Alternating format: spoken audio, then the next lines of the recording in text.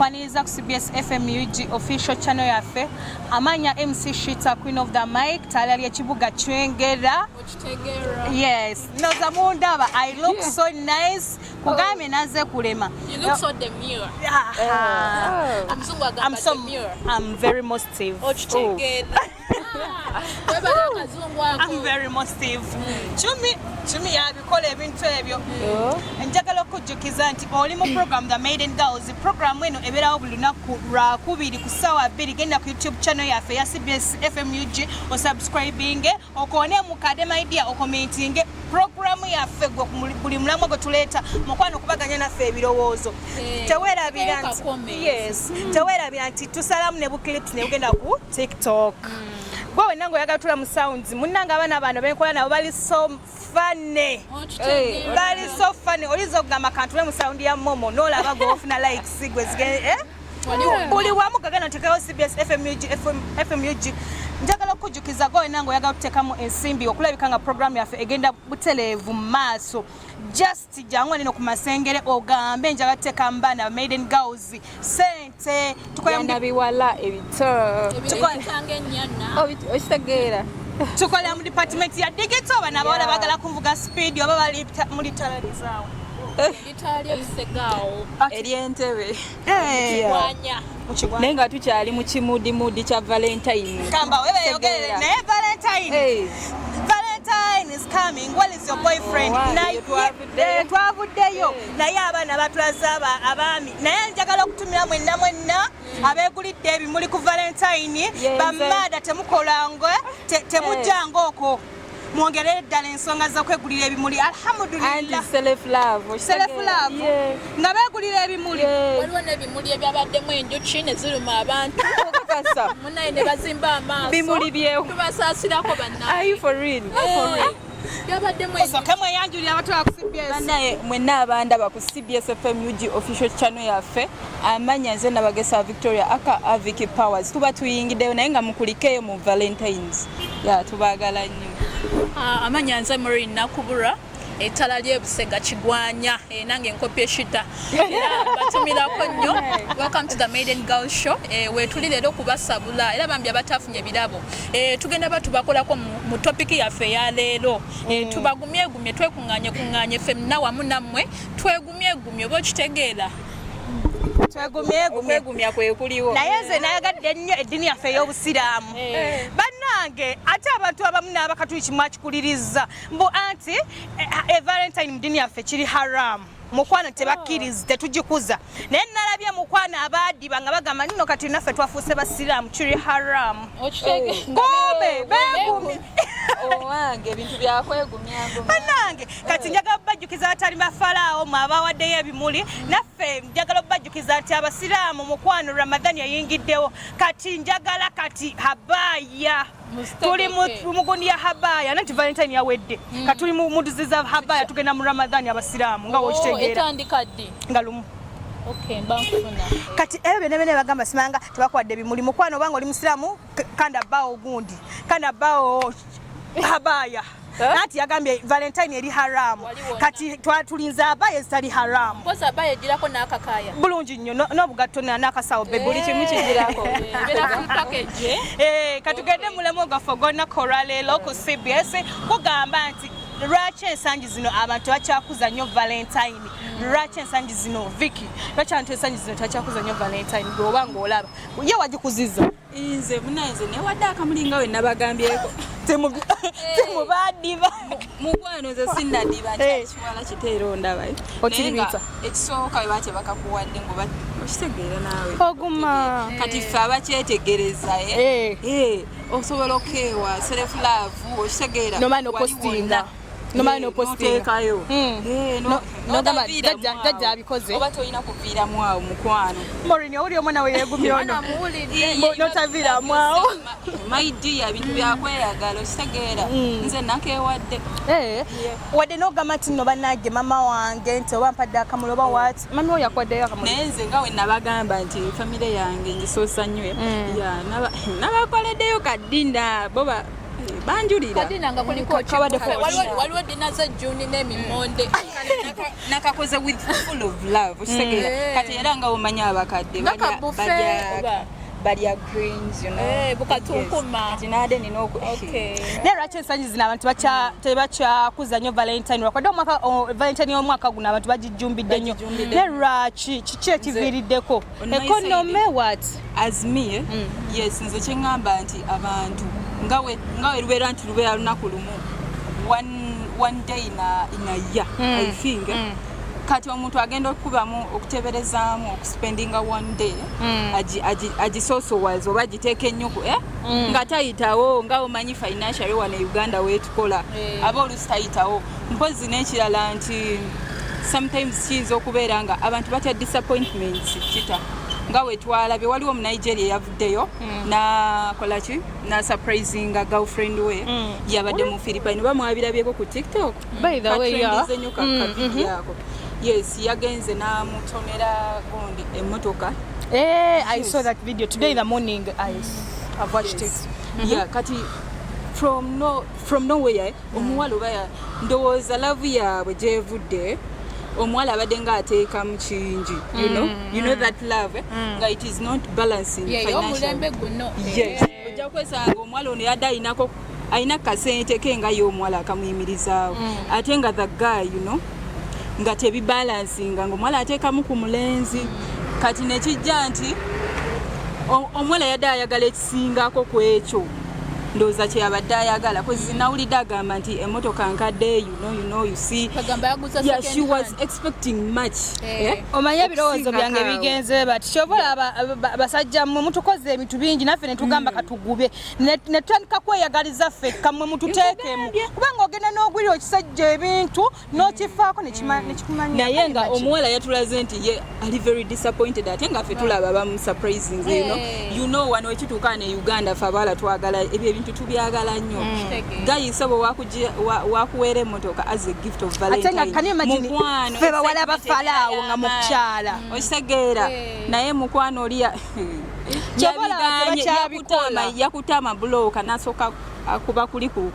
mirror obusungu bwa yabadde okwatika naye nga the guy was so disappointed in her kati ekyo abantu babitya nnyo batya disappointments ajja kulowooza nti kyawadde omwagalwa we kyekyo yes kumba ate ye oli gwagenda okukola ki okusurprisinga nga ye si kyabadde asuubira kati what is the end of that? Yeah, it may be the end of the relationship between them, Okay. Yes. Maureen, tugende ku side yo lwaki osuubira ennaku zino abantu bakyakuza nnyo Valentine ye wagikuzizza why baby yakutonedde akalabo oba haram mwami naye nga newabanga aliwa listen newabanga aliwala mukwano babikolanga nobeera ku video call nga bali ku surprise yabikoze otidde kyenyiza ogamba lwaki abantu tebakyakuza nnyo Valentine ebiro bino obwa single and contented bususse nnyo abantu abasinga munaye bali single and contented tebakyayagala balumya mitwe kati nga ebya Valentine ng'ajjukira nabujukizi n'agamba yabadde Valentine since even one day so then ekirala era luba lunaku lumu kati jjukira abantu baspendinga nnyo mu Christmas ne abaana bazeeyo ku masomero ate February netuuse olunaku lwe lukeeranga ki singa olunaku lwaliyo nga mu makati g'omwaka oba singa yali weekend kati munaye abamu balabanga olwo olunaku then ekyaba naye economy banaye okuva covid economy yo banaye olaba akamuli nga kaliwe kati ne bagamba akagumu kitundu n'ogamba what ojjukira Maureen interview gye wakola akakopo kali ku sente mmeka mitwalo ena akakopo just akakopo ngangula wali naisi yange ya 10 nenywa chai nenywa ekyugi nekituukira ddala mundamuli bana abakazi bannange timma combinations wala okitegeera so bambi economy yo okuva covid sina covid economy yo yekanani kati ng'ebyo nzaira bannange ebintu ebyo bya Valentine actually abantu abamu buli lunaku ebera Valentine kona wano why have I said why have I told you to do this because I have a best friend my tight friend Yangamba Hade buli kanaku ffe abamu ebalira Valentine yaabo betwagala babimanyira ate laba abantu abamu ku lunaku lwa Valentine olwolwe bamuwa akamuli n'akatwalira omulala ne gwe bakawadde n'akatwalira omulala kati abantu abamu buli lunaku bambi bwe baba nga ddala bali mukwano ogwaddala buli lunaku ebeera Valentine abaana kati balina obukodyo tulaba abaana ku TikTok ne bagenda ne batimba zirumu bubaluni obulebeeta buki nga babikolera bagala baba abaana bamu ekintu bakijanjawaza amarumu gabe mbeeramu candles nga zaaka wezikwokya yatuya bintu byakyuka bintu bya bulijjo tadoba let me tell you this abantu abamu bajjasi balina kyalo namaalo okitegeera abalangala bannange but things are normal well planned buntu bwa bulijjo mpozi n'ekirala nti twegumye bamaada abantu abamu bakitegeera bulala like balina engeri gye bakiinterpretingamu nti Valentine nti ate the other side engeri gyeri abamu bagitwala nga secular day tugambe bano abantu abali mu Christian yes abali mu religion ne ku side y'aba Catholic Church bagitwala nti Valentine yali mutuukirivu so they take it as that way nafa abamu ku ba Christians abala tukitwala mbuno it's a holiday. We celebrate God's love for us. People go in church and celebrating God's love for us. Katonda natwagadde. Amina. Atwagadde. Naye nze ndowooza abamu Valentine baginterpretinga bulala era nga wetugambe. Okay. Njagala okukatiza ensonga zino bahaji bamaseeka abasajja baffe baami baffe mwatugambye nti Valentine it's haram. Katulinze habaya zitari haramu tugenda mu Ramadhan habaya teziri haramu tuziri alhamdulillah mukwano kenkulaba zitari haramu habaya zitulinze ate zebbe kirasi ebimuli twagumye temwatuwadde naye mukigumira ate naffe aba Christians ababalirako yidye naffe abami baffe muteke mzi habaya tugende tuje tufitinge tuba tufitinga emmere woma nnyo ng'oyambadde eki ate abasiraamu bafumba mukitegeera katugerawo wali wonna katugendeko omulango bwabakama baffe okyali ku program the Maiden Galz mukulikeyo omulango bwabakama baffe okyali ku program the Maiden Galz omulamwa gwaffe ogw'olunaku olwaleero gugamba nti lwaki ennaku zino abantu abamu tebakyakuza Valentine lwaki so buli omu atuwadde endowooza ye naye ndowooza nze abadde atanaba kuwugirako kweyo topic I think abantu abamu ndowooza ekisinga mwakyogeddeko disappointment ekirala ffe twamanyira okubeera abasingle mothers okitegeera are you a single mother yes tetukyagala batani bafala otulumya mitwe ne basingle we are going to enjoy our money okitegeera our money is alone want to be stress free ane ekirala njagamba gambe nti ebuntu obwo bwa bulijjo buntu bwa bulijjo wano mukwano bwa bulijjo n'ekirala abaami baffe abamu bagamba it's haram abasiraamu ate n'ekirala ekisembayo mu nsonga ng'ezo abantu abalina omukwano tubiraba bya bulijjo tetukitukana naye nga tebannugu ogamba bankubye yes bya bulijjo si nnugu kubanga ndaba obugambo obujjira ddala wali ku bya bulijjo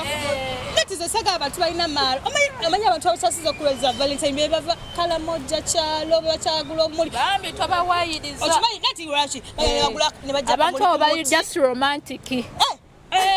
nja kuwa story yaabwe tubuze waliwo omuyimbi egamba nti nantwala oyo omuyimbi omutegedde omwala oyo yona yamugjawa eyo tebangambye ennaku zino abeeyo bagula obumuli tebagula bagenda ku miti ne bajjako obumuli nakatunira muli bweba obulumisa bannammwe enjuki temuddayo mugule artificial ate artificial omukwano guli nakyo mukwano nakyalumye bannayo omwana yabadde azimbye nakafeero tebasoose kakebera bandikakebera nakafeero w'enkima omukwano teguli tekusobola kubeera tebagukaka program the Maiden Galz yes oba omulaba nga program yaffe the Maiden Galz tubeeramu ne segments ez'enjawulo njagala twogere ku tugende mu topics mu biki ebisinza okutrendinga ennyo mu baselebu baffe kiki ekyabaddeyo ku Valentine baselebu beekoze biki beekubye ebifaananyi naye mukwano gwange friends napijja ng'omukazi akubye photoshoot maridadi sana nedana nabatanzi namulengeddeko bane babadde surprised ye Valentine abantu abasinga babadde abamu bagenda walutaya abana wanava little boss but I want to look njaga tutunyezo concerts yes zabadde zita morini wabanga wabadde olaba concert kyasizo kunyumya ku Valentine of course ya Geoffrey Lutaya osegera timu kikadde wala yo limisi limisi wange akagendera ku Valentine yako wala yo limisi naye bali abantu kituufu morini kye twayogera nti abantu Geoffrey Lutaya mukyala gwe be basaanidde okuza Valentine naye abantu tebanyiiga ate lwaki be basaanidde bokka walabe konsati yaabwe ogwo omukwano ogwedda omukyala yajja n'afuma nga tafuddeyo oba alina ssente oba ki omwami zibasanze mu maaso kwegamba bakumidde nti Geoffrey Lutaya ne Irene Namatoge lwakuba nti kapa yaabwe eri mu Lutala yes naye ng'era gyebali mukwano gyebali naye kati munnayabwe betulabako ate be bantu yakyakulabirako kintu ekisooka bambala bulungi ekitiibwa kankuyiira osanga omuntu kabe musajja ng'ayambala ebintu n'olemwa omukyala n'olemu kwegamba abantu abamu bamanyi okwekumira ku mutindo kwekwambala ebintu ebitategeereka kubanga oli celeb no just be simple and classy kyensinga obbagala Irene Namatoge webale ku designinga papa bane Mr. Semakula webale nnyo omulimu bane yayimbye omwana yayimbye babulire abantu bayimba kyava abantu bangamba nti no nze nakaddi wanyumirwa kikadde naye abo abasajja bayimba olaba nakati ennyimba zaabwe tukyazizinira nako ku generation yaffe eno waliwo yaŋŋambye nti Geoffrey Lutaya yawadde wa mitwalo 2 nemugamba please are you okay I wanted even to slap him are you okay oyo omusajja bano bakachere bagenda mu mutwalo ye niyo omusajja akoze erinnya from day one twalabyeko ku Rema Namakula babadde mu kivunyazi sebunyazi sase nafuuwawo omukazi ssente wano beera z'omuhabbati ekintu bakiteeka ku concert yafuuyo omukyala ssente neŋŋamba alhamdulillah maswali mukwano okwewano okwabadde wali Dr. Hamza nga wagambako ku Rema my pretty Rema nalyoka agamba my baby you know bane yamusuubiza nze nawulidde mukwano olugambo tetulina kyakola tulina kukola ebyo namuwulidde ng'amuwala n'amugamba ninde ewaka mukwano gye kigenda okuggweera akisaze yamugambye kiggweera waka mukwano ne bannange nava guleba ne baŋŋamba nti no concert ye it was tugende ku concert ye baŋŋamba nti no ebyo byabadde so complete ate mungi yagenze n'alinnya ku stage concert n'enyuma naye kyabadde corporate nawuliddeko ku audience ng'eyimba